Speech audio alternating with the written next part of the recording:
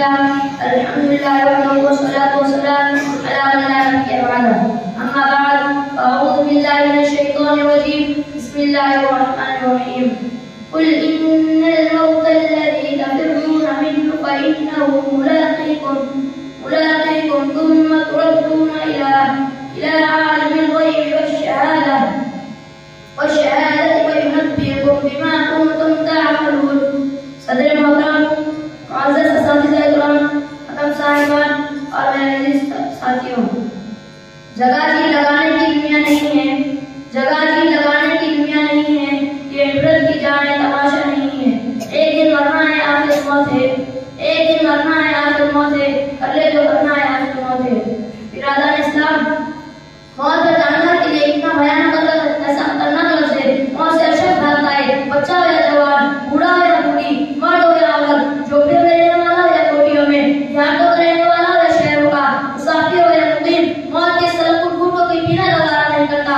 मौत की आवाज़ को कोई सुनना नहीं चाहता, मगर इसके बावजूद भी मौत हर एक के पास आती है। कभी तो माँ की गोद में आती है और माँ की आरज़ू को ख्वाब में मिलाकर रख देती है। कभी तो भरपूर जवानी में आती है और हजारों की तमन्ना पर पानी फेर देती है। कभी तो बुढ़ापे में आती है और मौत हर एक को आती है। फर्क सिर्फ इतना है कि आज उनकी, कल हमारी बारी है। इसी को अल्लाह रब्बुल इज्जत ने कुरान करीम में इस तरह बयान फरमाया, कुल इन्नल मौता अल्लज़ी तफ़िर्रूना मिन्हु फ़इन्नहु मुलाक़ीकुम।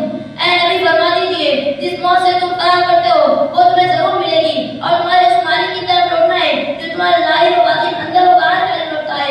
और कल क़यामत के दिन इसमें अव्वलीन आखिरीन जमा होंगे, नफ्सी नफ्सी का आलम होगा, तुम्हारे अमल तुम्हें तनफ़र करेंगे। दोस्तों, सिकंदर बादशाह का नाम आपने सुना होगा। बहादुरी और शुजाअत में मशहूर था। एक वक्त ईरान से चला और फतह करते करते हिंदुस्तान आ पहुंचा और सरजमीन पंजाब को फतह कर लिया और आगे न बढ़ा।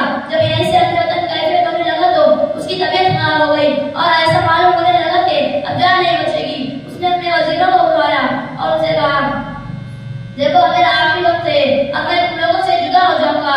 वजीरों से कहा, मत देखो, जब मैं मर जाऊंगा तो आप लोग मेरा कफन दफन कर देंगे। वजीरों ने कहा, हुजूर, जिंदगी भर हमने आपका नमक खाया है, अगर आपका कफन दफन हम नहीं करेंगे तो हमसे ज्यादा नमक हराम कौन होगा। इसी का बादशाह ने कहा, देखो अब मेरा आखिरी वक्त है और आपकी वसीयत, जब मैं मर जाऊंगा तो आप लोग मुझे कफन पहना कर दफन के लिए चले तो मेरा हाथ कफन से बाहर निकाल देना। उन्होंने कहा, हुजूर ऐसा ना फरमाइए, क्योंकि इससे आपकी बड़ी बेइज्जती होगी, क्योंकि आपका जनाजा एक बादशाह का जनाजा होगा और सारी दुनिया के लोग उसे देखने के लिए आएंगे। जब लोग देखेंगे कि आपका हाथ कफन से बाहर निकला हुआ है तो पूरी दुनिया कहेगी, देखो सिकंदर इतना बड़ा लालची था, फतह करते करते मर गया, मगर अभी इसका लालच खत्म नहीं हुआ, वो अपना हाथ कफन से बाहर निकाले हुए हैं ताकि और मन बाहर आ जाए। सिकंदर ने कहा, आप लोगों ने मेरी बात को समझा ही नहीं, मैं इसलिए आज कफन से बाहर निकाल रहा हूँ ताकि लोगों को नसीहत हो जाए। सात मुल्कों का बादशाह जब दुनिया से जा रहा है तो वो भी खाली हाथ जा रहा है, उसके हाथ में एक रुपया भी नहीं। दोस्तों, इतने बड़े बड़े बादशाह दुनिया से खाली हाथ गए, ना दौलत साथ गए ना अल्फाज साथ गए। हमारे पास तो कुछ भी नहीं, हम तो बिल्कुल खाली जाएंगे, हमारे अमाल हमारे साथ जाएंगे और अच्छे हुए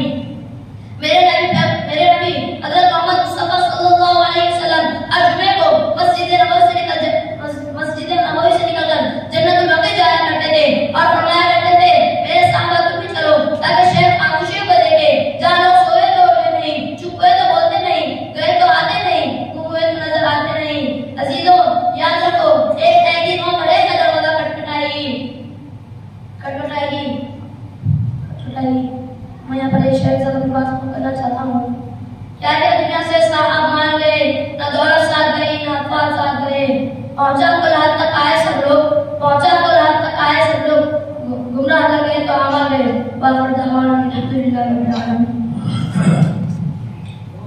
माशाअल्लाह, ये थे शेख ज़ैद इब्न शेख असद सल्लल्लाहु है और बता है कि एक मुसलमान दूसरे मुसलमान के साथ किस कदर हमदर्दी और भाई का सलूक करना चाहिए और